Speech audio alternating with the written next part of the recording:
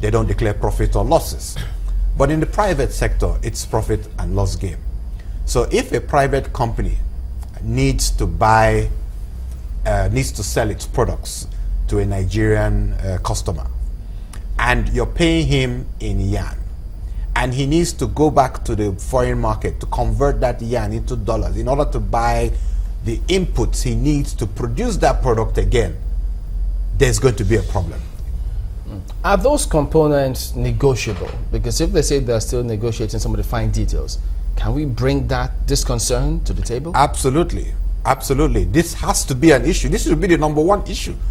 If they haven't considered it, it should be number one on the issues before this deal is consummated. Because you're going to get Nigerian suppliers going to the central bank.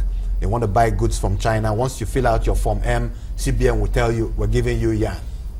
And the Nigerian supplier will say, or Nigerian buyer will say, no, I got a quote in dollars.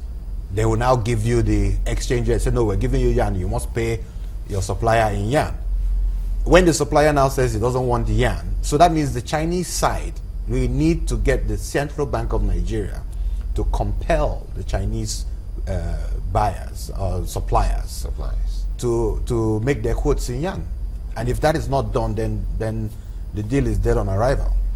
So perhaps will that explain why we had a lot of this government-to-government deals like the greenfields, the rail line? So clearly that will benefit that Absolutely, agreement. Absolutely. The government-to-government deals, there are no problems, there are no issues there, because these are government projects, airports, rail lines, and in any case, those projects are actually loans, so the Chinese government is loaning you money, but in that loan, they're providing you with the contractor, they're providing you with the everything, and then you just make a 10-15% contribution in order for the project to be completed. So those are government to government, and they're extended over 20 years, 30 years payback period, and that's how they promote their own construction companies.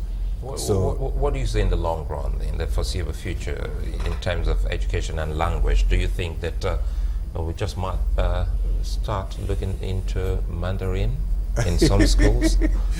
Well, I think that Mandarin and the Chinese economy, the Chinese government, the Chinese country is going to be more and more influential in the world as we go forward.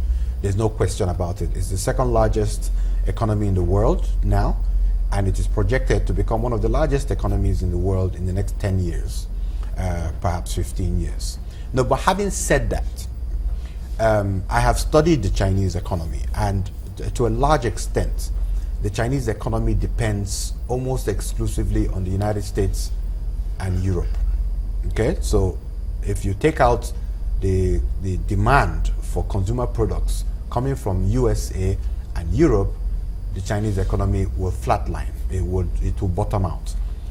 So whereas we're saying it's the largest economy is growing because it is supplying these markets. It's like the manufacturing basket of the world. So a lot of the consumer product manufacturing, not heavy industry, consumer products, so small products, phones, laptops, shoes, shirts, these little products, is done in China. And then it is shipped to these markets, and the money comes back to China. So it has created a very healthy and a very flamboyant and a very robust middle class in China as a result of these supplying these markets. But whereas it supplies these markets, if you close these markets to China, then China bottoms out. So this is a very unique relationship there. Speak to us about the quality of goods, services that may be provided or accessed from us, from China. Do you think we'll have any costs to be concerned? You're talking about the goods that we can supply to China, or we can get from China. The quality. There's a huge concern. There's a huge concern. You see, China has a very unique business model. They can produce the highest quality products according to the highest specifications, or they can produce the lowest quality products, whichever you choose. And it also depends on your regulatory regime. So for instance, the US is highly regulated. So it becomes very difficult for them to supply products into the US that are substandard. There was a time in the United States when I was there, they had this challenge with toys. There was some very, very horrible chemicals that they were using to coat the toys. And they had to recall all those toys that had been supplied to the US, and they forced them to use different chemicals and different components. Now, would that have happened in Africa or Nigeria? Your guess is as good as mine. Whether anybody is doing any tests on products coming from China at all. And if they know that there's no tests being done and they know you have deficiencies in capacity, they have no incentive to supply you the high quality products. And that's just the way they operate. So two key operative words here, specifications and supervision. So you go in there, you tell them what you want, whether you want high quality product or low quality product, you get it maybe as a business person. So bringing that in, we have to look at those that will be maybe the watchers to say, no, Absolutely. you can't take this in. So the regulatory agencies now come in. Absolutely. I mean, the Standards Organization of Nigeria has a very big job to do in this case. If we're going to expand our imports from China, then the quality and standards, my advice would be for them to use benchmark European and US standards, and find out whatever it is that those countries do to keep those standards. Let's do the same thing, because the danger, Nigeria, we have this is Nigeria, we have this Nigeria factor where we're laid back, we take things easy. But the danger with that approach is that some of these products are poisonous. The quality can actually kill, or it can have long-term effects on the population. And we're not just talking about products that you don't ingest, even products that you hold with your hands. I mean, you can have phones that leaks chemicals, and those chemicals could be carcinogenic. You said you were into phones then. Some phones that go pretty hot in about 2 minutes. Does that has to do with quality? That is exactly what I'm talking about. That's quality. Yes, if you use a low quality battery, and a low quality components, then the moment you put the electricity into the phone, it heats up the products because they haven't used enough coating in the components and the materials in the phone, which is causing that heating. Excuse me. In some cases, it could actually explode.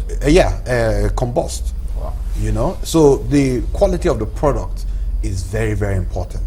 Speak to us about this concept, technology transfer, because part of all of this, they also, along the line, say, well, we also intend to benefit from China in terms of technology. How does it work? Because you've done business there. Yes, I think that I don't even agree with the word technology transfer. You prefer stealing? Well, the truth of the matter is that nobody is going to be prepared to transfer their technology to you. We can say it all we like. I mean, Nigeria has been talking about technology transfer for 50 years, for as long as I can remember as a child. But nobody has ever done that. How did the Asian tigers develop? How did China, Korea, Japan? You have to get serious. Get your own people, reverse engineer products, components, materials, and you develop your own technology. Nobody's going to hold your hand. So when you have all these agreements, we're going to transfer technology, that's hogwash. Nobody's going to do that. The development that China has achieved to date was because they reverse engineered United States products. The United States never sent a team to China to come and say, we're transferring technology to you. That's not going to happen. It never happened. The Chinese people sat down, they understood they had a growing population, they needed to cater for their growing population, they needed to grow their economy, and so they needed technology. And the only way to do it was to train engineers, reverse engineer what the Americans were doing, and copy their technology. And that's what Chinese did, that's what the Koreans did, that's what the Japanese did, and that's what the Europeans did, and that's what we have to do. Food for thought, that's where we anchor. Dr. Nicholas Okoye is President and CEO of Annabelle Group. Thank you for coming on this morning. Thank you for having me. Well, we'll be back in just a moment or thereabouts, so do stay with us.